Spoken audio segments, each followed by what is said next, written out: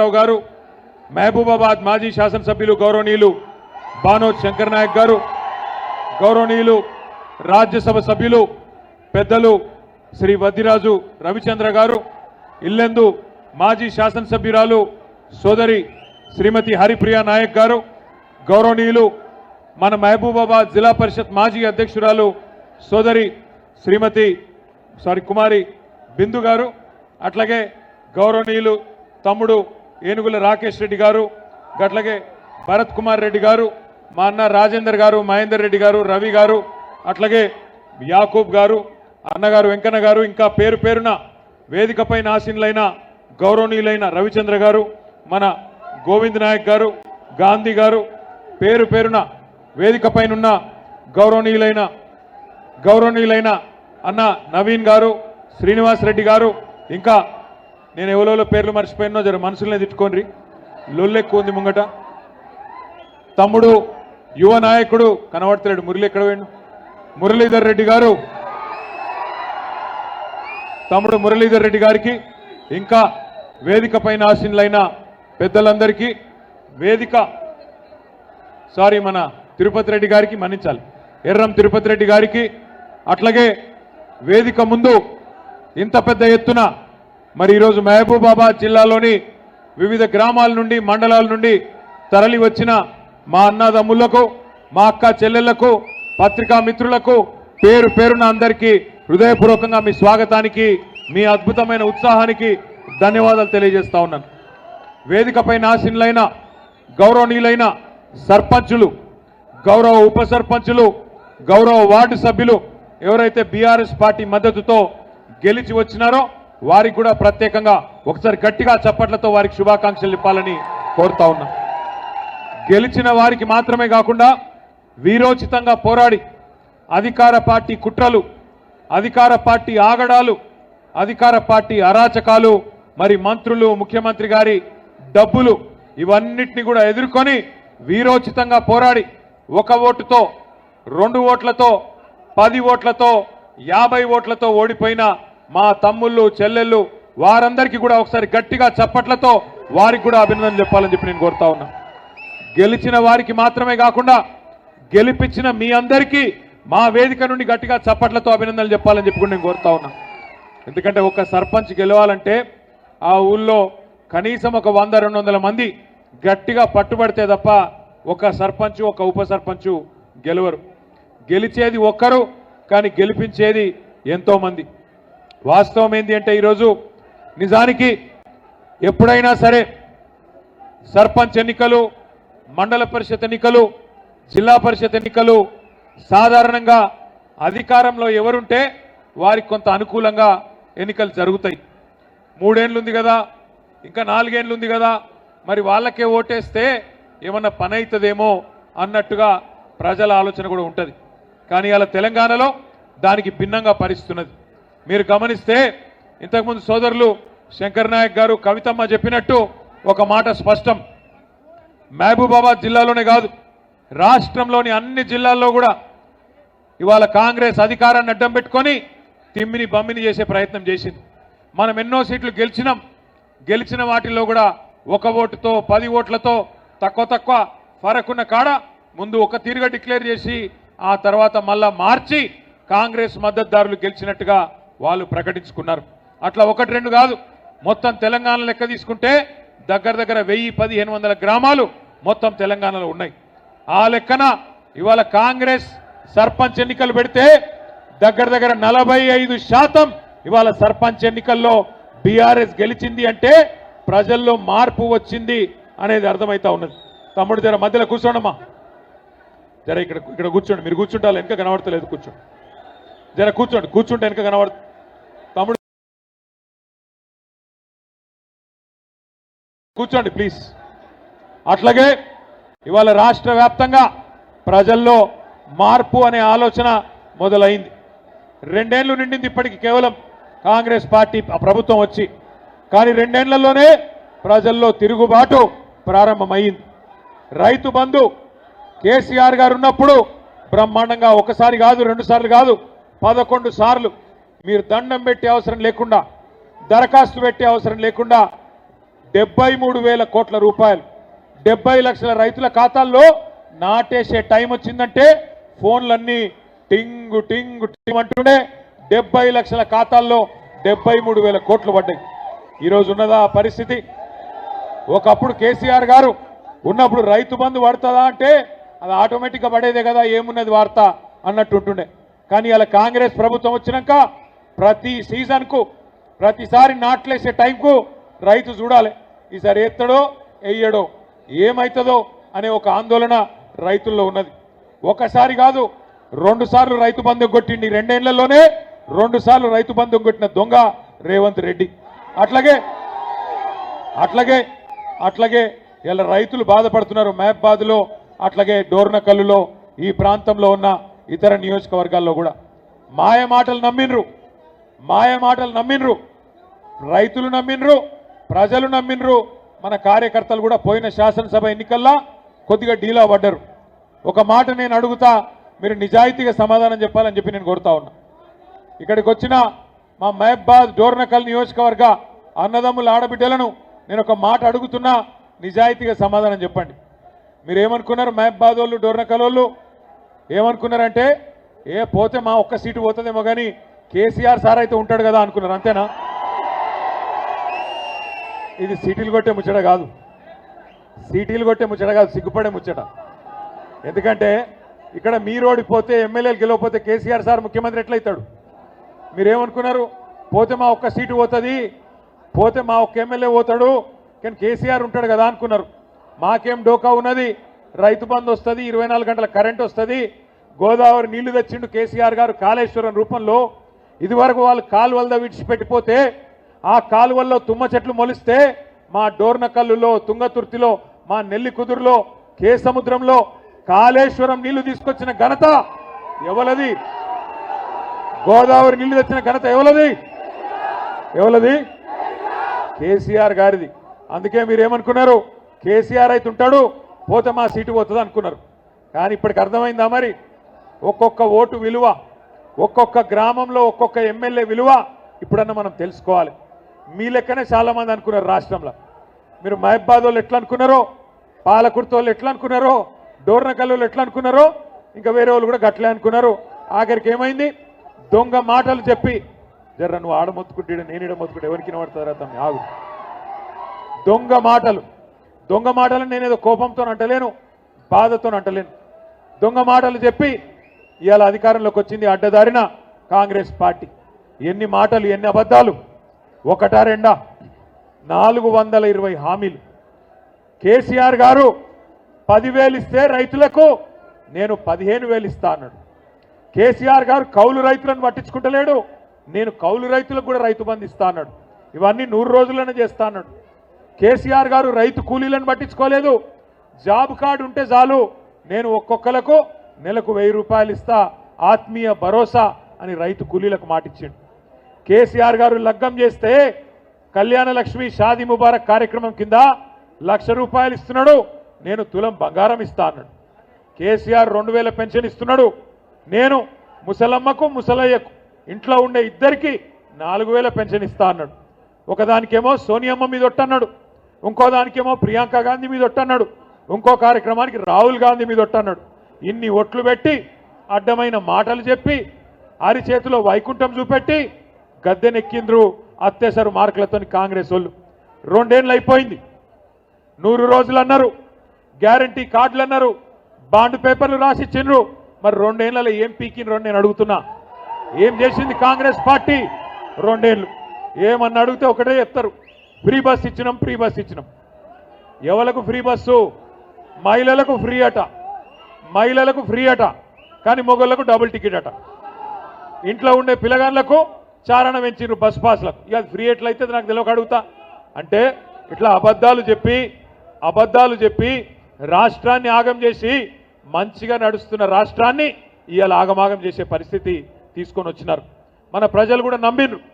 కేసీఆర్ గారు 2,000 పెన్షన్ ఇచ్చిండు కదా, మరి ఈయన చెప్తున్నాడు కదా 4,000 ఇస్తా అని, ధనిక రాష్ట్రం కదా ఇస్తాడేమో అనుకున్నారు. మరి ఎక్కడ పోయింది ఇవాళ ధనమంతా? ఎక్కడ పోతుంది అంటే ఢిల్లీకి పోతున్నది. ఇలా నిజంగా మహబాద్కి ఇక్కడికి వస్తుంటే కవితమ్మ ఫోన్ చేసింది, ఎంపీ గారు ఫోన్ చేసి మన అధ్యక్షురాలు ఫోన్ చేసి అన్నది, అన్నా కాంగ్రెస్ వాళ్ళు కూడా ఏదో కార్యక్రమం పెట్టుకున్నారు, పోలీసు వాళ్ళు అంటున్నారు ఈ రోడేమట వద్దు, అట్లా నెల్లి కుదిరి మీకెళ్ళి తిరిగి రమ్మంటున్నారు అని అనేది.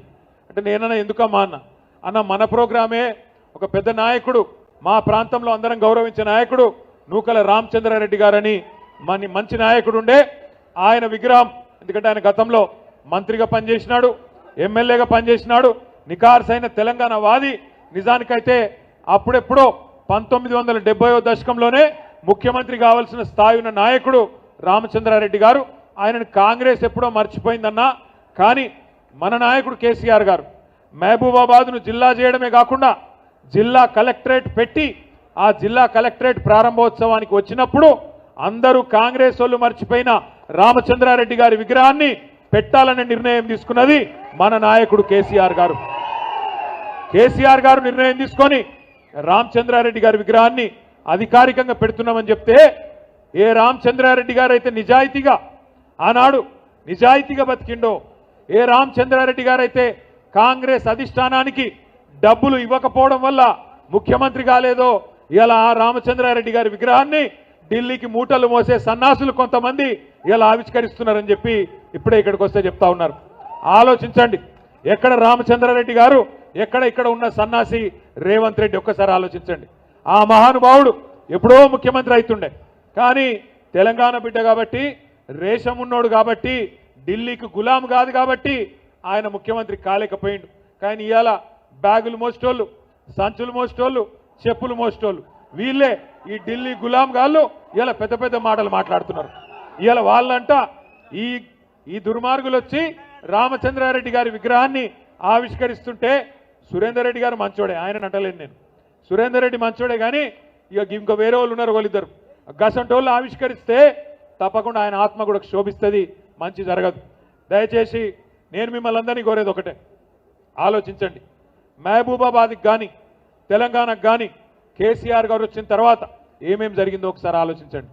తెలంగాణ రాష్ట్రం తెచ్చిన నాయకుడు, మీ ఆశీర్వాదంతో మీ దయతో 2 సార్లు ముఖ్యమంత్రిగా చేసిన నాయకుడు, 2 సార్లు ముఖ్యమంత్రిగా చేయడమే కాకుండా ఇవాళ ఇక్కడ గెలిచి కూర్చున్న మా సర్పంచులు, ఉప సర్పంచులు, ముఖ్యంగా గిరిజన బిడ్డలు, మా బంజారా బిడ్డలు, మీరు ఆలోచన చేయాలా. ఎప్పటి నుంచో ఉన్నది నినాదం, మా తాండాలో మా రాజ్యం ఉండాలని. మరి 3400 గిరిజన గూడాలు, తాండాలు, వాటన్నిటిని కూడా గ్రామ పంచాయతీలు చేసిన నాయకుడు ఎవరు? కేసీఆర్ గారు. వాళ్ళ గిరిజనుల ఆత్మగౌరవాన్ని పెంచి 6% రిజర్వేషన్లు 10% చేసింది ఎవరు? కేసీఆర్ గారు. అట్లాగే తాండాలను పంచాయతీలు చేసిండు. ఒక్కొక్క తాండాలో పంచాయతీ చేయడమే కాకుండా బ్రహ్మాండంగా ప్రతి పల్లెలో ఇవాళ చిన్న చిన్న తాండాలు 500 ఓట్లు 400 ఓట్లు ఉండే తాండాలలో కూడా ఇవాళ ఒక ట్యాంకర్ ఉన్నది, ఒక ట్రాక్టర్ ఉన్నది, ఒక డంపింగ్ యార్డ్ ఉన్నది, ఒక వైకుంఠ ధామం ఉన్నది, ఒక నర్సరీ ఉన్నది, ప్రతి ఇంటి ముంగట ఒక నల్లా ఉన్నది. ఒకనాడు మా రెడ్డి నాయక్ గారికి తెలుసు, ఒకనాడు మేము కొత్తగా ఎమ్మెల్యేలు అయినప్పుడు 2009లో ఎండాకాలం వచ్చిందంటే ఊర్లలో పోవాలంటే భయం అవుతుండే. ఏ ఊరికి పోయినా బిందెలడ్డం పెడుతురు, ఏ ఊరికి పోయినా కుండలడ్డం పెట్టేది, గడబడి ఉండేది.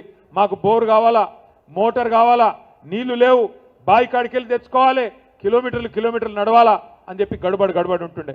ఇలా పరిస్థితి ఉన్నదా తెలంగాణలో? బ్రహ్మాండంగా భారతదేశంలో ఆదర్శవంతమైన గ్రామ పంచాయతీలు ఎక్కడ ఉన్నాయంటే మరి వాటిని తయారు చేసింది ఎవరు అంటే మనకు తెలుసు, కేసీఆర్ గారు. గౌరవ పంచాయతీరాజ్ శాఖ మంత్రిగా ఎర్రబెల్లి దయాకర్ రావు గారు పనిచేసినారు, మున్సిపల్ మంత్రిగా నేను పనిచేసిన. మా ఇద్దరికి పోటీ ఉంటుండే. ఇక మా దయాకర్ అన్న బాగా పోజులు కొడుతుండే, ఏమంటుండే, మీ మున్సిపాలిటీ కంటే మాకే అవార్డులు ఎక్కువ వచ్చినాయి అంటుండే. నిజమే, 3% జనాభా తెలంగాణ భారతదేశంలో. దేశం మొత్తం తీసుకుంటే 3% జనాభా మాత్రమే తెలంగాణది. కానీ ఉత్తమ గ్రామ పంచాయతీలకు అవార్డులు ఇచ్చే జాతీయ పంచాయతీరాజ్ దినోత్సవం నాడు 3% కంటే తక్కువ జనాభా ఉండే తెలంగాణకు 30% అవార్డులు వచ్చిన మాట వాస్తవమా కాదా ఆలోచన చేయండి.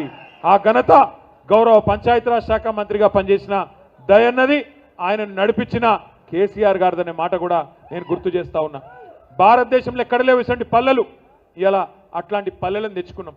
నాకు తెలుసు మీరు గెలిస్తే ఈ పోటీలో కూడా ఈ యుద్ధంలో కూడా ఇవాళ నిజానికి కార్యకర్తలు నాయకులు మీరు పెద్ద నాయకులకు మీరు శక్తినిచ్చినారు. నిజంగా చెప్పాలంటే వేదిక మీద కూర్చున్న నాయకుల కంటే వేదిక ముందున్న నాయకుల పోరాట స్ఫూర్తి గొప్పది. పెద్ద పెద్ద నాయకులు కొంతమంది భయపడి పార్టీలు మారిన గెలిచినాక కూడా మీ జిల్లాల కడియం శ్రీహరి పార్టీ మారింది. కానీ గ్రామ స్థాయిలో ఉండే నాయకులు కథానాయకులై ఒక్కొక్కరు ఒక్కొక్క కేసీఆర్ తీరుగా ఈ 2 ఏళ్లలో అద్భుతంగా కొట్లాడింది. పోయినసారి లగచర్ల గురించి మొత్తం రాష్ట్రంలో మీటింగులు పెడదాం అని ఆలోచన చేస్తే మా సత్యవతి రాథోడ్ గారు, మా కవిత గారు, శంకర్ నాయక్ గారు అన్నా గిరిజనుల అడ్డా ఇది మహబాద్ జిల్లా, మా రెడ్డి నాయక్ గారు కూడా మీరు ఇక్కడికే రావాలని చెప్పి అద్భుతంగా ఒక 25-30 వేల మందితోని మహబాద్ దద్దరిల్లిపోయే విధంగా అద్భుతమైన కార్యక్రమాన్ని ఇక్కడనే ఏర్పాటు చేసినారు. ఆ దెబ్బకు కాంగ్రెస్ ప్రభుత్వం వెంటనే లగచర్ల నోటిఫికేషన్ కూడా రద్దు చేసి ఆ జైల్లో పెట్టిన గిరిజన బిడ్డలను కూడా విడిపించాల్సిన పరిస్థితి వచ్చింది. ఇవాళ కూడా ఇక్కడికి వస్తుంటే గుండె నిండా సంతోషంగా ఉన్నది. గెలిచిన ఎన్నన్నది కాదు లెక్క, 130-140 గెలిచినాం, పర్వాలేదు. మిగిలినవి కూడా కొన్ని వాళ్ళు తొండి చేసుకొని గెలిచినారు. వాళ్ళు ఓ 10-20 వాళ్ళు మనం గెలిచినవి కూడా వాళ్ళ దానిలో కలుపుకున్నారు. కానీ భయపడేదేం లేదు, బాధపడేదేం లేదు. ముఖ్యంగా గెలిచి వచ్చిన మా సర్పంచ్ సోదరులను నేను కోరుతా ఉన్నా, మీ మీద ఒత్తిడి ఉంటుంది, ఇక మిమ్మల్ని ఇబ్బంది పెడతారు. మీ ఎమ్మెల్యే అంటాడు, ఏమంటాడు, నేను మీకు ఇందిరా మిన్లు ఇయ్యా, నేను మీ గ్రామ పంచాయతీలకు పైసలు ఇయ్యా అని బెదిరించే కార్యక్రమాలు ఇదివరకు చేసినారు, ఇప్పుడు కూడా చేస్తూ ఉన్నారు. కానీ గుర్తుపెట్టుకోవాల్సిన అంశం ఒకటే, గౌరవ సర్పంచులు, మీకు గ్రామ పంచాయతీకి వచ్చే నిధులు ఎవరి అబ్బసొత్తో ఎవరి అత్త సొమ్మో కాదు. డాక్టర్ బాబాసాహెబ్ అంబేద్కర్ రాసిన రాజ్యాంగం ఆధారంగా భారతదేశంలో 5 అంచెల్లో ప్రభుత్వాలు ఉన్నాయి. పైన కేంద్ర ప్రభుత్వం ఉన్నది, ప్రధానమంత్రి, మంత్రులు, ఎంపీలు వాళ్ళందరూ పైన ఉంటారు. రాష్ట్రాలకు వచ్చే వరకు రాష్ట్ర ప్రభుత్వం ఉంటుంది. దాని కిందికి వస్తే జిల్లా ప్రభుత్వం జిల్లా పరిషత్ రూపంలో ఉంటుంది. కొద్దిగా కిందికి వస్తే మున్సిపాలిటీలు, మండలాలు ఉంటాయి. ఇక గ్రామ స్థాయిలో, క్షేత్ర స్థాయిలో గ్రామ పంచాయతీ. రాష్ట్రానికి ముఖ్యమంత్రి ఎట్లనో గ్రామ పంచాయతీకి సర్పంచ్ గారు కూడా గంతే. మీ పవర్ అంత ఉంటుంది. మిమ్మల్ని కాదని ఎవడు ఏం చేయలేడు. ఏ ఎమ్మెల్యే, ఏ ఎంపీ మీ నిధులకు అడ్డు వచ్చే ప్రయత్నం చేసినా అది చెల్లది. ఎందుకంటే మీకు అండగా ఉన్నది బాబాసాహెబ్ అంబేద్కర్ రాసిన రాజ్యాంగం. రాజ్యాంగంలో స్పష్టంగా ఎవల నిధులేంది, ఎవల విధులు ఏంది, నిధులు అదేవిధంగా విధులు అంటే పని ఏంది స్పష్టంగా అంబేద్కర్ గారు రాసింది. అలా స్పష్టంగా ఉన్నది, రూపాయి ఫైనాన్స్ కమిషన్ డబ్బులు పంచాయతీలకు విడుదల చేస్తే, స్థానిక ప్రభుత్వాలకు విడుదల చేస్తే, ఢిల్లీలో రూపాయి విడుదలైతే స్ట్రైట్గా 85 పైసలు గ్రామ పంచాయతీ అకౌంట్లకు వస్తాయి. స్ట్రైట్గా. అలా ముఖ్యమంత్రి, ఆర్థిక మంత్రి, మీ ఎమ్మెల్యే, ఏ గొట్టంగాడు కూడా అడ్డం పెట్టే శక్తి వాళ్ళకి లేదు. గుర్తుపెట్టుకోండి. 85 పైసలు డైరెక్ట్గా మీ ఖాతాలకు రావాలి. అట్లాగే 10 పైసలు మండల పరిషత్ ఖాతాలకు పోవాలి, 5 పైసలు మాత్రం జిల్లా పరిషత్ ఖాతాలకు పోవాలి. ఇది ఫైనాన్స్ కమిషన్ రాజ్యాంగబద్ధంగా మీకు ఇచ్చే పైసలు. మనం ఏం చేసేది, గతంలో కేసీఆర్ గారు ఉన్నప్పుడంటే రూపాయి కేంద్ర ప్రభుత్వం నుంచి, ఫైనాన్స్ కమిషన్ నుంచి వస్తే మరొక రూపాయి మన రాష్ట్ర ప్రభుత్వం నుంచి పల్లె ప్రగతి నిధుల రూపంలో దాన్ని తోడేసి మీకు నెల నెల జీతం వచ్చినట్టే పల్లె ప్రగతి నిధులు మనం ఆ రోజు మంజూరు చేసేది. దాంతో ఇన్ని కార్యక్రమాలు చేసుకున్నాం. ప్రతి ఊళ్ళో ఒక పల్లె ప్రకృతి వనం కట్టుకున్నాం, ఒక పార్క్ కట్టుకున్నాం, ఒక డంపింగ్ యార్డు, ఒక వైకుంఠ ధామం, ఇవన్నీ కట్టుకున్నాం. ఇంటింటికి నల్లా పెట్టుకున్నాం, వాటర్ ట్యాంకులు పెట్టుకున్నాం, ఏ గోస లేకుండా బ్రహ్మాండంగా చూసుకున్నాం. అట్లాగే ఇవాళ మీరు కూడా మళ్ళొక్కసారి 2 ఏళ్లుగా కాంగ్రెస్ ప్రభుత్వం వచ్చినాక ఊర్లు మాసిపోయినాయి, ఊర్లు పాడుపడ్డాయి. అక్కడ ట్రాక్టర్లలో కనీసం డీజిల్ పోసేటోడు లేడు, ట్యాంకర్లలో నీళ్లు పోసేటోడు లేడు, బుగ్గ పాడైతే బుగ్గ తీసేటోడు లేడు. ఇవాళ గందరగోళమైన పరిస్థితి గ్రామాల్లో ఉన్నది. ఎక్కడికక్కడ పిచ్చి చెట్లు మొలిచి ఆగమాగమైపోయి పారిశుద్ధ్యం కూడా ఆగమైపోయింది. నేను సర్పంచ్లను కోరుతా ఉన్నా, ముఖ్యంగా బీఆర్ఎస్ సర్పంచ్లను కోరుతా ఉన్నా, మీరు చూపెట్టాలి కాంగ్రెస్ వాళ్ళకు తోవ, మీరు చేయాలి వాళ్ళకు బుద్ధి వచ్చేటట్టు పని. మీరు అనుకుంటే గ్రామాలలో మీరే కథానాయకులై మీ మిగతా గ్రామ పంచాయతీల్లో ఉండే సర్పంచులకు, ఈ రాష్ట్రంలో ఉండే మంత్రులకు, ముఖ్యమంత్రికి కూడా సిగ్గొచ్చేటట్టు చూసినారు బీఆర్ఎస్ వాళ్ళు 4,000 మంది గెలిస్తే ఆ 4,000 గ్రామాలు కలకలలాడుతున్నాయి, మిగతా గ్రామాలు వెలవెలబోతున్నాయి అన్నట్టుగా అద్భుతంగా పనిచేయాల్సిన బాధ్యత మీ మీదనే ఉన్నది. కానీ ఇది క్వార్టర్ ఫైనల్. ఇప్పుడు మనం కొట్లాడింది క్వార్టర్ ఫైనల్, నెక్స్ట్ సెమీఫైనల్ ఉన్నది, అటెన్క ఫైనల్ ఉంటుంది. సెమీఫైనల్ ఏంటిది? ఇప్పుడు మున్సిపాలిటీ ఉన్నది, జిల్లా పరిషత్ ఉన్నది, మండల పరిషత్ ఉన్నది, అది సెమీఫైనల్. అది సెమీఫైనల్. ఫైనల్ 2028. ఇప్పుడు ఇక్కడికి రాగానే మీరు లొలి పెడుతున్నారు. మళ్ళా కేసీఆర్ గారు తిరిగి సీఎం కావాలన్నదే మా అందరి కోరిక, మనందరి కోరిక. కరెక్టేనా? ఈ రాష్ట్ర ప్రజల కోరిక కేసీఆర్ గారు తిరిగి ముఖ్యమంత్రి కావాలి. ఎందుకంటే పాడైపోయిన రైతాంగం, పాడైపోయిన వ్యవసాయం బాగు చేసింది కేసీఆర్. 24 గంటల కరెంటు రైతాంగానికి ఉచితంగా ఇచ్చింది కేసీఆర్. 73,000 కోట్ల రూపాయలు రైతుల ఖాతాల్లో రైతు బంధు రూపంలో వేసింది కేసీఆర్. ఆడపిల్లల పెళ్లిళ్లు 15 లక్షల మందికి మరి కళ్యాణ లక్ష్మి పేరుతో చేయించింది కేసీఆర్. పాడుబడ్డ వెనుకబడ్డ మహబూబాబాద్ జిల్లాను జిల్లా కేంద్రం చేసింది కేసీఆర్. ఈ జిల్లాలో మెడికల్ కాలేజ్, నర్సింగ్ కాలేజ్ పెట్టడమే కాకుండా ఒక సూపర్ స్పెషాలిటీ ఆసుపత్రి పెట్టి మా సత్యవతి గారు, మా శంకర్ నాయక్ గారు గర్వంగా చెప్తుంటారు అప్పుడప్పుడు, అన్నా మా జిల్లా కేంద్రంలో 140 మంది డాక్టర్లు ఉన్నారు తెలుసా మీకు అని వాళ్ళు గర్వంగా చెప్తున్నారు. ఆ పరిస్థితి వచ్చిందంటే దానికి కారణం ఎవరు? కేసీఆర్. అందుకే నేను అంటున్నా, మళ్ళొక్కసారి కేసీఆర్ గారి నాయకత్వం రావాలి. ఈ లోపల కేసీఆర్ గారు కాలు బయట పెట్టంగానే కొన్ని జంతువులు మరుగుతున్నాయి, మీరు చూస్తున్నారు. జరా నేను ఒరుతున్నా కదా, నన్ను ఒర్రని. కొంతమంది కొన్ని జంతువులు మరుగుతున్నాయి. కేసీఆర్ గారు వచ్చి బయటికి వచ్చి ఒక్కసారి ప్రెస్ ముంగట కనవడంగానే కొంతమందికి ఆగమాగం అవుతుంది, అజీర్తి అవుతుంది, కడుపులో మరుగుతున్నారు. ఎట్లా మాట్లాడుతున్నారో మీరు చూస్తున్నారు.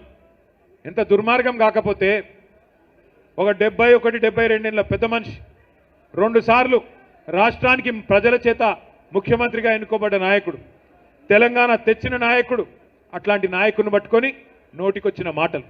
ఒకసారేమో కాలిరిగింది అని ఆనందం, ఇంకోసారేమో ఆయన చచ్చిపోవాలని చెప్పి శాపనార్థాలు. ఇది మంచిదేనా? ఇది మంచి పద్ధతేనా? మాకు రావా మాటలు, మాకు రావా బూతులు? రేవంత్ రెడ్డి, నీకు నేను చెప్తున్నా, నీకు ఒకటే భాష వచ్చురా నాయన, నాకు 3 భాషలు వచ్చు. నువ్వు ఒకటే భాషలో బూతులు తిడతావు. నేను అనుకుంటే గట్టిగా అనుకుంటే 3 భాషలలో తిడతా, హిందీలో, ఇంగ్లీష్లో, తెలుగులో తిడతా. నీకు ఒకటే వచ్చు. నేను పక్కా ఉర్దూలో కూడా తిడతా. ఇక మా అక్క వాళ్ళను, మా అన్న వాళ్ళని అడిగి కొన్ని రోజుల గోర్మాటి భాష కూడా నేర్చుకుని అందులో కూడా తిడతా. మా లంబాడా సోదరుల భాష కూడా నేర్చుకొని అందులో కూడా తిడతా. కానీ ఇప్పుడు నువ్వు కూర్చున్న పదవి, దానికి గౌరవం ఇచ్చి మాట్లాడతలేవు. ఎందుకంటే మాకు నీకంటే ఎక్కువ వచ్చు భాష, నీకంటే ఎక్కువ తిట్లొచ్చు. కానీ మా అమ్మ నాయన నన్ను సంస్కారంతో పెంచారు. నిన్ను ఎట్లా పెంచారో నాకు ఎరకలేదు. అవి ఏం మాటలు, ఏం భాష అది? నేను గుంటూరులో చదువుకున్నా అంటాడు. అవు, నేను గుంటూరులోనే చదువుకున్నా, ఇంటర్మీడియట్ చదువుకున్నా, కరెక్టే. నేను గుంటూరులో చదువుకుంటే తప్పైతే, ఆంధ్రాలో చదువుకుంటే తప్పైతే, మరి నువ్వు భీమవరం నుంచి అల్లుని తెచ్చుకుంటే ఉప్పు ఎట్లయితుంది? మరి నువ్వు అల్లుని తెచ్చుకున్నావు భీమవరంకి వెళ్ళి, ఆంధ్రాకి వెళ్ళి. నేనేమన్నా అన్నానా? మేమేమైనా అన్నామా?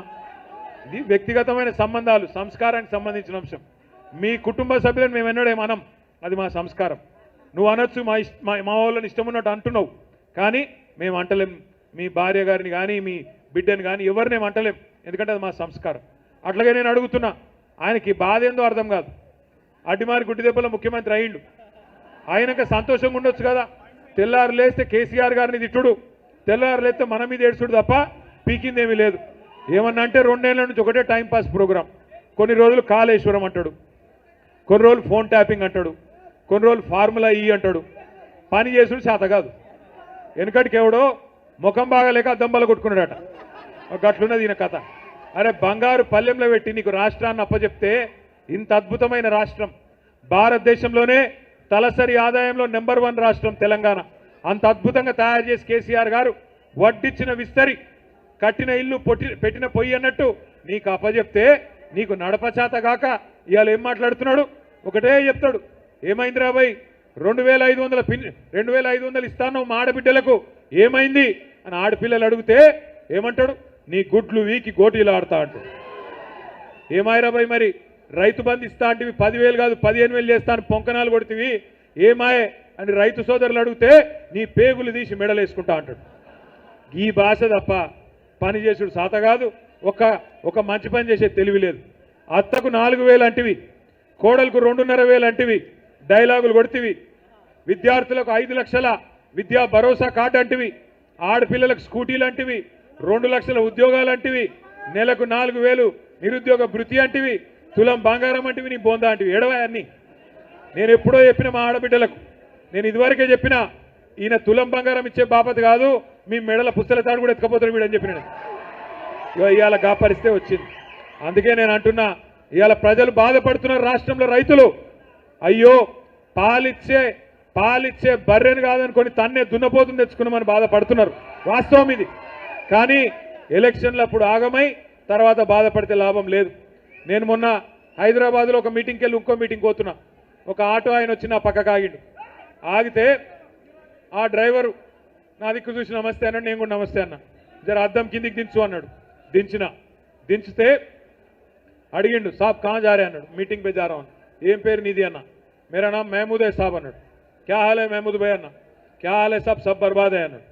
सब बर्बाद है क्या हुआ అన్న. अरे इन आने के बाद सब खत्म हो गया साहब, सब कारोबार बंद, पैसा नहीं मिल रहा, क्या करना అన్నాడు. అంటే నేనన్నా మరి ఏ గలత్ ఓట్ కా సజా 5 साल है నా అన్న. అంటే ఒక తప్పు ఓటు శిక్ష 5 ఏళ్ళు కదా మహమూద్ భాయ్, ఏం చేయాలి అన్న. అంటే ఏమంటుండే ఎరికేనా ఆయన నన్ను. సాబ్ కోई तरकीब नहीं है क्या అంటుండు. అంటే ఏంటో ఎరికేనా. అంటే ఏమైనా ఉపాయం లేదా సార్ అంటుండు. ఉపాయం ఏమి ఉండదు. అందుకే మహబాదోళ్ళు డోర్నకలోళ్ళు గట్టిగా యాద పెట్టుకోండి. వచ్చేసారి కూడా కేసీఆర్ గారు ఎవలకు బీఫామ్ ఇస్తే వేరే ఆలోచన ఉండదు. అర్థమైందా. ఇక మా సీటు ఓటు పోయింది కానీ కేసీఆర్ ఉంటాడు, మా ఎమ్మెల్యే ఓటు పోయింది కానీ కేసీఆర్ ఉంటాడు, అట్లా నడవదు. ఎక్కడ ఎవలకు కేసీఆర్ గారు బీఫామ్ ఇస్తే వాళ్ళల్లోనే కేసీఆర్ని చూడాలి. కేసీఆర్ గారు ముఖ్యమంత్రి కావాలంటే కళ్ళు మూసుకొని ఎవరు కారు గుర్తు మీద మీ ముంగటికి వస్తే రేపు ఎంపీటీసీ ఎన్నికల్లో, జెడ్పీటీసీ ఎన్నికల్లో, కౌన్సిలర్ ఎన్నికల్లో, ఎమ్మెల్యే ఎన్నికల్లో, ఎంపీ ఎన్నికల్లో కారు గుర్తు మీద ఎవరొచ్చినా ఒకటే గుర్తు పెట్టుకోవాలి. ఇదర్ హే కార్ ఉదర్ సబ్ బేకార్, ఇదర్ హే కార్ ఉదర్ సబ్ బేకార్. అందుకే కారు గుర్తు చూసుకోవాలా, కేసీఆర్ గుర్తు తెచ్చుకోవాలా. క్యాండిడేట్ ఎవరన్నది అనవసరం. కేసీఆర్ రావాలి, మళ్ళీ రాష్ట్రానికి ముఖ్యమంత్రి కావాలి. ఇదే లక్ష్యంతో అందరం పనిచేద్దాం, ముందుకు పోదాం. ఇప్పటికే బాగా ఆలస్యమైంది, ఇంకా సన్మానాల కార్యక్రమం ఉంది. దయచేసి మిగతా నాయకులు ఏదైతే సర్పంచులు కాదో జర్ర మీరు ఆగుండు. నీకు దండం పెడితే ఆగురా భయ్. నువ్వు నా చెవులను జోరిగి లేక నువ్వు మోపోయిన ఆగు. జర్ర మిగతా వాళ్ళు ఆగండి. సర్పంచులు గౌరవనీయులు మిగతా వాళ్ళు ఆగాలి. దయచేసి ఓన్లీ సర్పంచుల సన్మానము వారు రావాలి, మిగతా వాళ్ళు ఆగాలని చెప్పి కోరుతూ జై తెలంగాణ.